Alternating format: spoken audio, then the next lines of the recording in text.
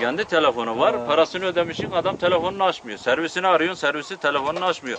Bana evrak vermiş, 2 yıl garantilidir diye. Gelip malını da almıyor. Servisini gönderip malzemeyi de düzeltmiyor. Biz böyle işte rezil olmuş.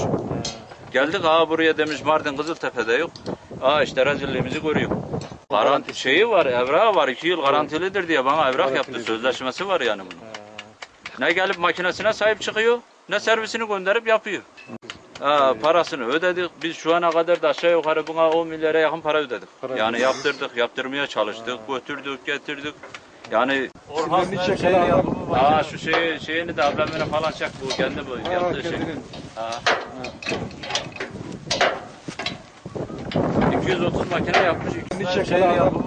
Şu şeyini de ablamına falan çek, bu kendi bu yaptığı şey. Nevşehir'de bir patos taktırdık, Orhas makineye. Parasını da peşini ödedik. 2 yıl garantili evrağımız var. Urfa'ya geldik, çalışamadık.